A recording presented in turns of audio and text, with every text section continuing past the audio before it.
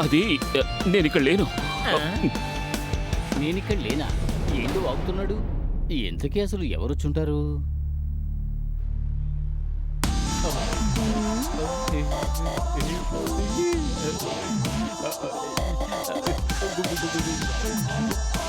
Good morning, good evening. జో, ఎవడి వాడు ఇక్కడ లేడు. నేను నిన్ను అడిగానా? మీరు అడిగినప్పుడు వాడు ఇక్కడ లేడు. ఈవిడెందుకు ఇక్కడికి వచ్చింది? చేతిరా. ఏయ్, ఇక్కడేం చేస్తున్నావు? రాయలా. అయ్యో, ఏంటి దాగుడు మూతలా? నేను నిన్ను ఏడిపిద్దాం అనుకున్నాను. ఫోన్ చేస్తే తీయవు, రిప్లై కూడా ఇవ్వవు. నీకెన్ని మెసేజెస్ ఇవ్వాలి? రిప్లై చేస్తే అరిగిపోతావా? నన్ను మోసం చేయాలనుకోకు. మాల్లో నన్ను చూసి దాక్కోవడం నేను గమనించాను. దీనికి వెంటనే ఫుల్ స్టాప్ పెట్టాలి. మాలా? ఏ మాలో? అంటే వీటిని నువ్వు మాల్ నుంచి కొనుక్కురాలేదా? ఏంట్రా? ఆ మాల్ కాదు, ఈ మాలో. మరి ఈ మాల్? ఈ మాలో ఇంకా దబాయించాలనుకోకు. రా, ఇంటికి వెళ్తావురా? ఇప్పుడేనా? నేను ఇప్పుడు తీసుకెళ్ళలేదంటే వర్కౌట్ అవుతుందా? రా. నేను ఆవిడతో అబద్ధం చెప్పడం తప్పైపోయిందిరా. పాపం తను ఏమనుకుందో ఏమిటో. ఎర్రగా బుర్రగా అందంగా ఉన్న కుర్రానే తను తీసుకెళ్ళింది. నువ్వెందుకు అనవసరంగా తన గురించి ఫీల్ అవుతావు? ఫూల్. అయినా తను ఎందుకు వాడిని తీసుకెళ్ళిందో అర్థం కావడం లేదే. ఛే! అయ్యో కన్యరస. వాడిని వెళ్ళకూడదు. ఏమైందిరా? ఏమైందిరా? త్వరగా రా. జాగ్రత్త, త్వరగా వెళ్ళు. ఎవర్రా ఈరోజు అంబులెన్స్ ఫోన్ చేసింది? ఎవరికేమైందో తెలియడం లేదే. నిదానంగా రారా. రే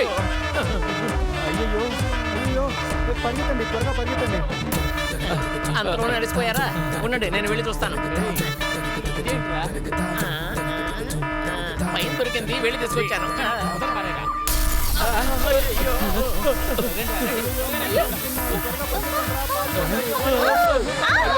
మంటలు త్వరగా రండి, పారిపోదాం.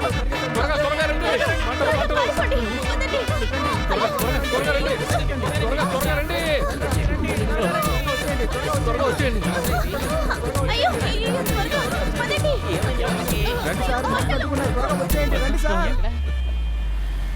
అనవసరంగా ఇటువంటి టెన్షన్లన్నీ వద్దు జో. నువ్వు డాడీని మీట్ అయి మంచి నిర్ణయం తీసుకోవాలి. ఓకే? నేను దాని గురించి ఆలోచించాను, కానీ అందులో కొన్ని ఇష్యూస్ ఉన్నాయి. ఏమిటా ఇష్యూస్? నీ నిర్లక్ష్యమే నాకు తెలిసి పెద్ద ఇష్యూ.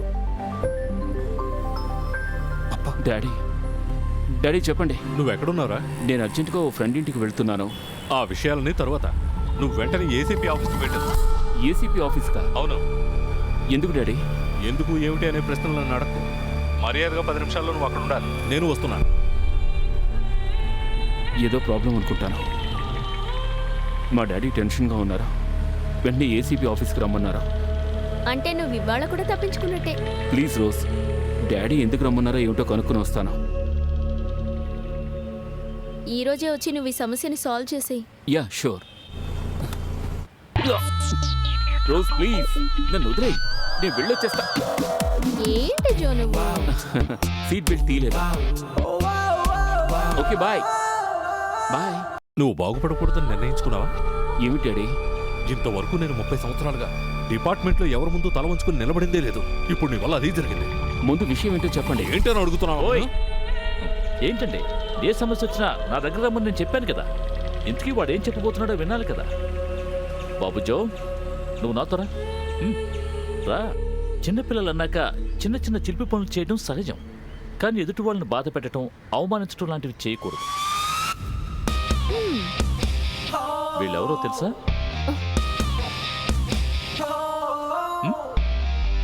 తెలీదు. ఇంకోసారి చూసి చెప్పు.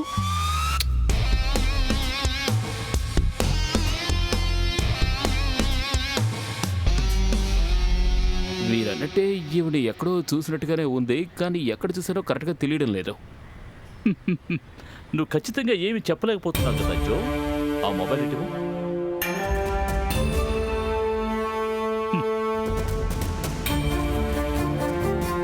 నువ్వు పెళ్లి చూపులకు వెళ్ళిన చోట ఈ అమ్మాయి ఫ్రెండ్ తీసిన వీడియో ఇది. ఇంకొకరికి బదులుగా నువ్వు వెళ్ళావు ఆ పెళ్లి చూపులకి. Forgery section 490. అది మాత్రమే కాదు, ఆ అమ్మాయిని నువ్వు శారీరకంగా మానసికంగా బాధ పెట్టావు. శారీరకంగానా? ఎంతో బాధ పెట్టావు. సెక్షన్ 375. అలా అని కంప్లైంట్ ఇచ్చింది. ఈ కేసు ఫైల్ చేస్తే 12 సంవత్సరాలు నువ్వు బయట ప్రపంచాన్ని చూడలేదు. నేనెప్పుడు నిన్ను శారీరకంగా అవమానించాను? చూసారా సార్, ముందు అసలు నేను ఎవరినో తెలియదన్నాడు, ఇప్పుడు ఎప్పుడు అవమానించాను అంటున్నాడు. నేను నిర్దోషం సార్. పేపర్లో ఉన్న ఫోన్ నెంబర్తో మాత్రమే నాకు సంబంధం ఉంది. కావాలంటే ఆయన అరెస్ట్ చేసి నన్ను వదిలేయండి సార్. సార్, నేను మనస్ఫూర్తిగా ఎవరికి ద్రోహం చేయాలనుకోలేదు. ఒక ఫ్రెండ్కి హెల్ప్ చేద్దామని వెళ్ళాను. హెల్ప్ చేయడం తప్పా సార్? ఇలా చూడు జో, నాకు ఆ అమ్మాయి నచ్చలేదని చెప్పినా మా అమ్మ తన్నే పెళ్లి చేసుకోమని చెబుతుంది. అయ్యో, అప్పుడేం చేస్తావు? ఆడపెళ్లి వారితో నేను వాళ్ళకు నచ్చలేదని చెప్పించాలి. ఆ పని నీ వల్లే అవుతుంది. నా సంస్కారం కదా, నా కోసం చెయ్యవా? అయ్యో పాపం. అయ్యో, నేను అలాంటి వాడిని కాదు, నా వల్ల కాదు.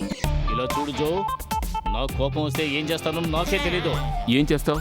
రే చింపురు జుట్టు, నువ్వే చెప్పరా. ఏడ్చి కాళ్ళు పట్టుకొని అడుక్కుంటాడు. అది కుదరకపోతే నోరు మూయి, పీచి మిఠాయి జుట్టు. జో, ఓకే, బ్రిడ్జ్ కడితే అటు వాళ్ళకు ఇటు వాళ్ళకు యూజ్ఫుల్ గా ఉండాలి. లేదంటే నువ్వు అవస్థ పడతావు. ఒప్పుకోరా? హెల్ప్ చేయరా, దానివల్ల నీకే లాభం. విన్నావమ్మా, ఇందులో అసలు తప్పేం లేదు. త్యాగం అమ్మా, త్యాగం. ఇతనికి సపోర్ట్ చేసి మాట్లాడకండి. ఇలాంటి వాళ్ళని అరెస్ట్ చేసి జైల్లో పెట్టాలి సార్. నీ మాటల్లో ప్రతిపక్షం వాళ్లకుండే కక్ష తెలుస్తోంది. కొంచెమైనా జాలి చూపిద్దామా? ఒక అమ్మాయిని వెతుక్కుంటూ వచ్చి అవమానపరిచిన పోకిరి వాడిని సపోర్ట్ చేస్తున్నారు sir. No no no no. ఏ పోకిరి వాడిని ఈ సింహం సపోర్ట్ చేయదు. పదవిలో ఉన్న వాళ్ళని గడగడలాడించే ఓ స్ట్రిక్ట్ పోలీస్ ఆఫీసర్ నేనని నీకు తెలియదా ఏమిటి? అయితే నేను కంప్లైంట్ ఇస్తాను, కేసు ఫైల్ చేయండి. ఆ, ఆ, మీ నాన్నగారు కూడా ఈ ఉద్దేశంతోనే ఉన్నారా? అది సార్. నాన్న, అవును సార్. ఆ? ఇలా చూడమ్మా, దయచేసి నా పరిస్థితి అర్థం చేసుకో.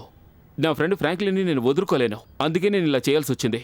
లేదంటే నువ్వే ఆలోచించు, నీలాంటి ఇంత అందమైన అమ్మాయిని ఎవరైనా అవమానిస్తారా? Correct correct correct. నీకు అసలు ఏం తక్కువైందని?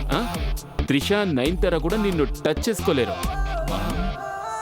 ఏయ్, హలో, ఇప్పుడు వచ్చి కాకా పడితే నేను ఇచ్చిన కంప్లైంట్ ని వాపస్ తీసుకుంటాను అనుకుంటున్నావా? అయ్యో, నేను నిన్ను కాకపట్టలేదు. ఇప్పుడు నేను చెప్పిందంతా నా మనసులోంచి వచ్చిన విషయాలే. ఓ, ఆ, అయితే నా పేరు, నా చదువు, నా హైట్ ఇవన్నీ నీకు కరెక్ట్ గా అనిపిస్తున్నాయి. అవును. ఉమ్, అయితే నువ్వే నన్ను చేసుకో. ఆ, అవును, నువ్వు చెప్పినవన్నీ నిజమైతే నువ్వే నన్ను చేసుకో. ఆ, అమ్మా, నువ్వు సీరియస్ గానే చెప్తున్నావా?